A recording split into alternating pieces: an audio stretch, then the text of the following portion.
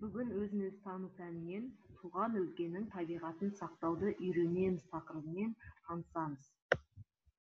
Әр сабақта біз өз бойымызға 5 құндылықтың біреуін осы тақырыпты оқи отырып сіңіретінбіз. Ендеше бүгінгі сабағымыздағы құндылық қиянат жасамау, және осы құндылық арқылы біз бойымызда ешқашан зиян келтірмеу, ешкімді ренжітпеу, топпен жұмыс істеуге үйренеді екенбіз. Бүгінгі сабағымыздың мақсаты оқушыларға туған өлкенің табиғатын сақтауды үйрету арқылы қиянат жасамау құндылығының мәнін ашу. Сабағымыздың міндеті оқушыларға ешкімді ренжітпеуді үйрету, оқушылар бойындағы топпен жұмыс істеу қасиеттерін дамыту, оқушыларды табиғатқа ешқашан зиян келтірмеуге тәрбиелеу.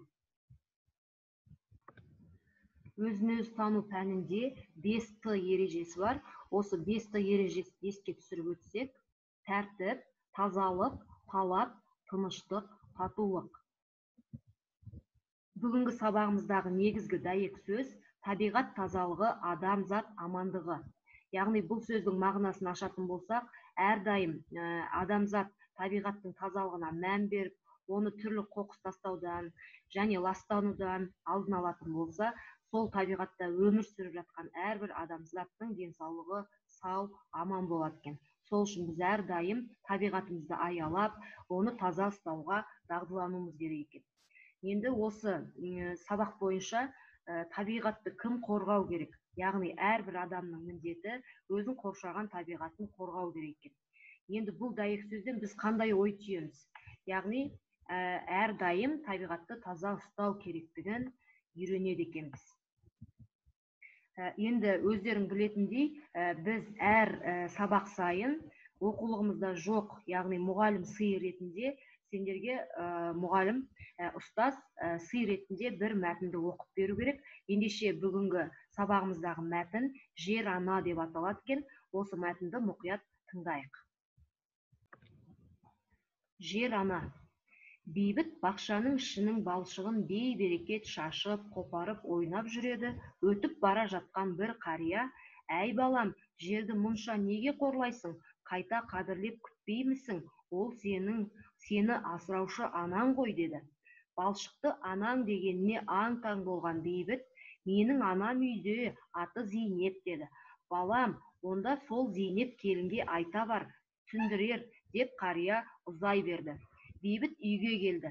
Анасы баласының үсті басын көріп кейіді.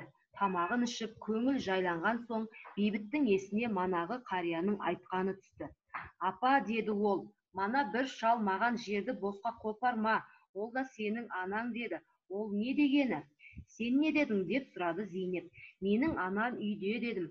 «Балам-ай, неге осынша кір, балшық болып келгеніңді енді білдім.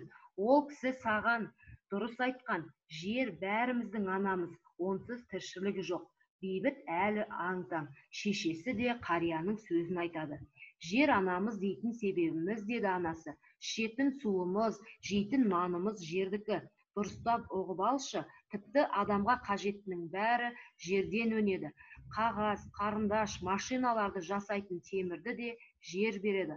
Мысалы, жаңағы жеген қаймағың сиырдың сүтінен алынады. Сиыр жердің шөбін жемесе, сүт бермейді. Сүт болмаса, қаймақ қайдан келеді? Солай балам, содан да жер бәріміздің асыраушы анамыз». Бейбіт анасының әр сөзін зейінмен тыңдады. Түстен кейін бақшаға кіріп, қопарып, шашып ойнаған топырақты тегістеді. Тіпті ақырын ғана алақанымен аялап, сипап қойды. Яғни бұл «Жер ана» деген мәтіннен біз әрдайым өзіміздің қоршаған табиғатты, соның ішінде жерді аялай білу керектігімізді үйрене білдік деген ойдамын. Енді үйге тапсырма. Төменде берілген 27-ші сабақта төменде берілген суреттерден қандай құндылықтар мен қасиеттерді үйренуге болатынын тауып, дәптерге жазыңдар деген тапсырма берілген. Осы тапсырманы орындаймыз. Және «Үзілген гүл» деген мәтін берілген. Кеңес Оразбекұлының осы мәтінді оқып, мазмұнымен жұмыс жүргіземіз.